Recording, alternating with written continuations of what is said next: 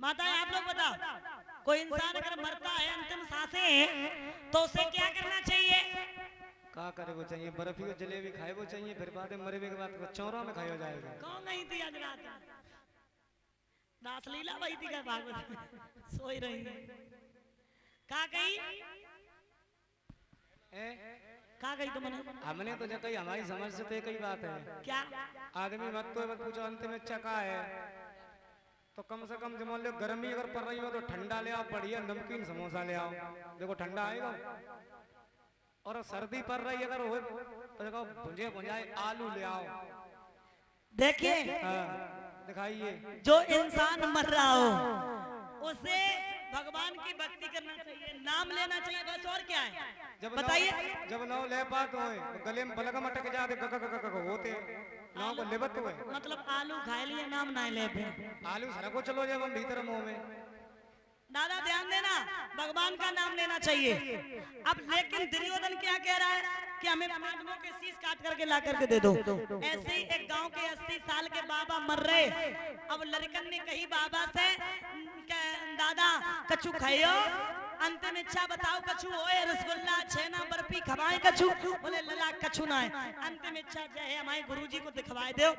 उनके गुरुजी बड़े विद्वान थे, बोले उन्हें ही दिखवाए दो। और गुरुजी जैसे ही आए, गुरुजी ने कही कहो, बोले अब तो जाए, अब कछु ना है। बोले अंतिम इच्छा गीता रामायण भागवत सुनना चाहते? बोले ना लला, हमारे एक बात दिल में लगी जा रही का, हमारा लड़का प्रधान बने चाहे न बने, लेकिन वो चाचा वो लड़का जिंदगी में सदस्य न बने पाए। बारे भगवान, गांव के लोग बोले गुरुजी इनकी चक्कर में मत पड़ो, सुनो इनकी तो पूरी जिंदगी निकली कि जहाँ आगे ना लगी तो इन्हें फूस डालो, बुझाए बे कोशिश ना करी, आगे लगाए बे कोशिश करी, और ये की चुगली ये और उए के ये। और सुनो इनको लड़का जाई बजे प्रधान बनना है पाओ, इन्हें चाचा को बनन ना दो। तो ऐसे तो कहो बैकुंठ में पार्टी बंदी कराए दे, और एक तो तुम्हारे गांव में ऐसे जरूर है क्या ना है? हाँ हमारे गांव में ही।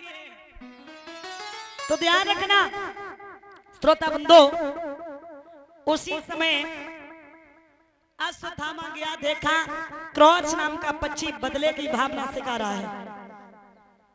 विचार किया जब ये पशु पक्षी बदला ले सकते हैं तो मेरे लिए कोई बड़ी बात नहीं है। अच्छा एक बात ये थी कि पांडव जब सोते थे उनकी पहरेदारी स्वयं भगवान करते थे। यहाँ भोले बाबा पहरेदारी कर रहे, लेकिन जहाँ पांडव लेटते थे वहां भगवान ने चाल चल दी, बेटों को लेटा दिया।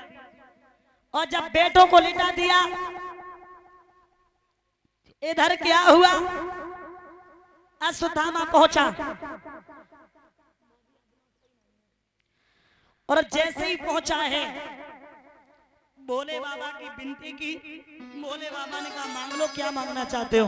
बोले थोड़ी देर के लिए इस गेट को छोड़ के लगा दो। बोले मस्त।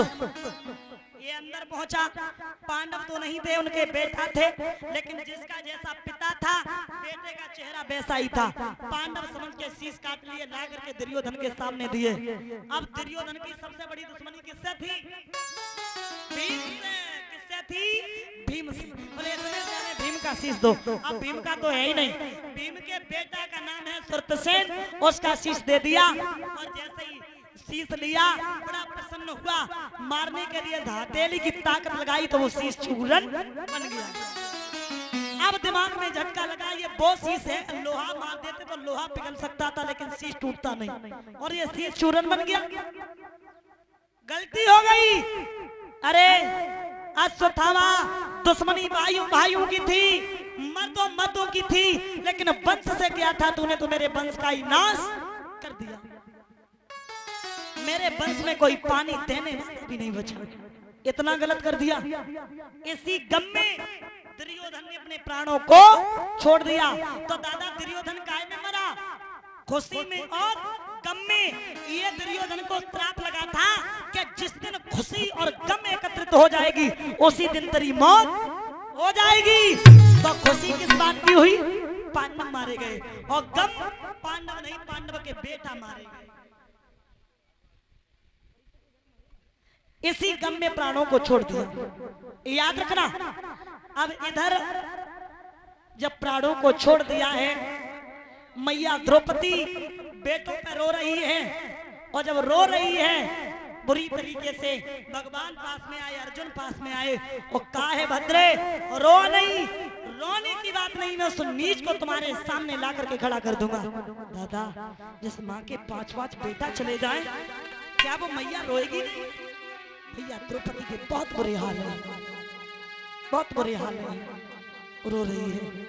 उसी समय जब मैया द्रौपदी रो रही है,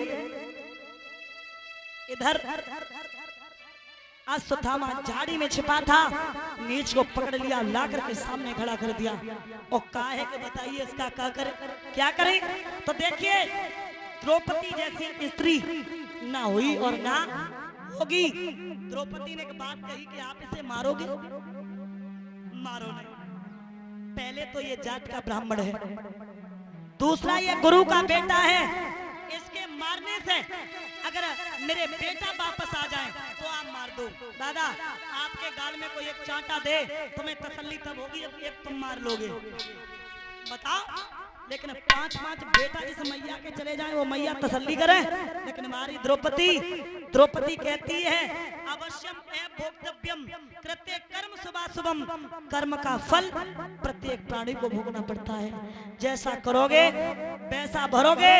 द्रौपदी बोली इसे मार कर क्यों बिगाड़े धर्म, और इसे मार देंगे इसके कर्म, आप इसे मत मारो, छोड़ दो। लेकिन उसके मस्तक में एक दिव्य मणि थी, द्रोणी का सिर चीर को मणि को लिया निकाल, और लज्जित नीचे को किए निकल गया शांडाल, अपमान करके छोड़ दिया।